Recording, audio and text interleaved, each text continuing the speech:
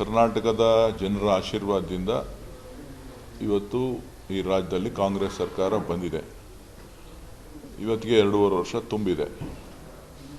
ನಾವು ಕೊಟ್ಟ ಮಾತಂತೆ ಮಾನ್ಯ ಮುಖ್ಯಮಂತ್ರಿಗಳು ಗ್ಯಾರಂಟಿಯನ್ನು ಅನುಷ್ಠಾನ ಮಾಡಿದ್ದಾರೆ. ಅವರೇನು ಮಾತು ಕೊಡ್ತಾರೆ ಆ ಮಾತಿನಂತೆ ನಡ್ಕೋತಾರೆ. ಅದರ ಬಗ್ಗೆ ನನಗೆ ಮಾಹಿತಿ ಇಲ್ಲ, ನೀವು ಅವ್ರನ್ನೇ ಕೇಳಿ.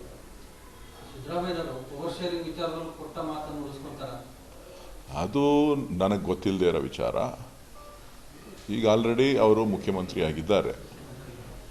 ಸೊ ಏನಿದ್ರು ಕೂಡ ಅದು ಪಕ್ಷದ ವರಿಷ್ಠರು ಮತ್ತು ಮುಖ್ಯಮಂತ್ರಿಗಳು ಮತ್ತು ಉಪಮುಖ್ಯಮಂತ್ರಿಗಳ ಜೊತೆ ಅದನ್ನು ಚರ್ಚೆ ಮಾಡ್ತಾರೆ.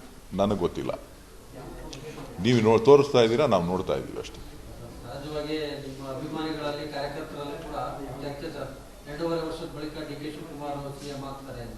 ಎಲ್ರಿಗೂ ಆಸೆ ಇದೆ. ಅವರವ್ರ ಅಭಿಮಾನಿಗಳು ಪೂಜೆ ಮಾಡ್ತಾ ಇರ್ತಾರೆ, ಹೇಳ್ತಾ ಇರ್ತಾರೆ, ಅವ್ರಿಗೇನು ಬೇಕೋ ಮಾಡ್ತಾ ಇರ್ತಾರೆ. ಆದರೆ ನಾವು ಪಕ್ಷದ ಚೌಕಟ್ಟಿನ ಒಳಗಡೆ ಕೆಲಸ ಮಾಡುವಂಥವ್ರು. ಸೊ ಹಾಗಾಗಿ ಪಕ್ಷ ಏನು ಆದೇಶ ಕೊಡ್ತದೆ, ಯಾವ ಮಾರ್ಗದಲ್ಲಿ ನಡಿಬೇಕು ಅಂತ ಹೇಳ್ತದೆ, ಅದನ್ನು ಮುಖ್ಯಮಂತ್ರಿಗಳಿರ್ಬೋದು, ಉಪಮುಖ್ಯಮಂತ್ರಿಗಳಿರ್ಬೋದು, ಬೇರೆ ಯಾರೇ ನಾಯಕರುಗಳಿರ್ಬೋದು ಅದನ್ನು ಪಾಲನೆ ಮಾಡ್ತಾರೆ.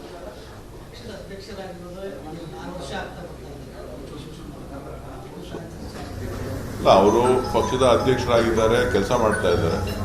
ನಾಳೆ ಅವ್ರನ್ನ ಬೇರೆಯವ್ರನ್ನ ಮಾಡಿದ್ರೆ ಸಂಪೂರ್ಣವಾದಂಥ ಸಹಕಾರವನ್ನು ಯಾರೇ ಅಧ್ಯಕ್ಷರಾಗಿ ಕೆಲಸ ಮಾಡೋದಕ್ಕೂ ಅವಕಾಶವನ್ನು ಮಾಡಿಕೊಡ್ಲಿಕ್ಕೆ ಡಿ.ಕೆ. ಶಿವಕುಮಾರ್ ಅವರು ಸಿದ್ಧರಾಗಿದ್ದಾರೆ.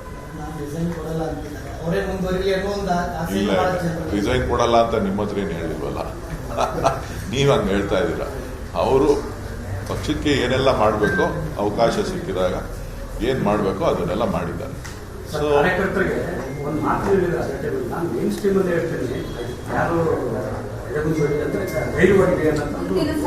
ಯಾವಾಗ ಈಗ ಒಬ್ಬೊಬ್ಬರು ಒಂದೊಂದು ವ್ಯಾಖ್ಯಾನಗಳನ್ನು ಮಾಡ್ತಾ ಇರ್ತಾರೆ. ಕಾರ್ಯಕರ್ತರುಗಳನ್ನು ಕುಗ್ಗಿಸುವಂಥ ಮಾತುಗಳನ್ನು ಕೆಲವರು ಆಡ್ತಾ ಇರ್ತಾರೆ. ಸೊ ಹಾಗಾಗಿ ಕಾರ್ಯಕರ್ತರುಗಳಿಗೆ ಆತ್ಮಸ್ಥೈರ್ಯ ತುಂಬುವಂಥದ್ದು ಪಕ್ಷದ ಜವಾಬ್ದಾರಿ, ಅಧ್ಯಕ್ಷ ಜವಾಬ್ದಾರಿ. ಹಾಗಾಗಿ ಅವರು ಆ ಮಾತನ್ನು ಹೇಳಿದ್ದಾರೆ.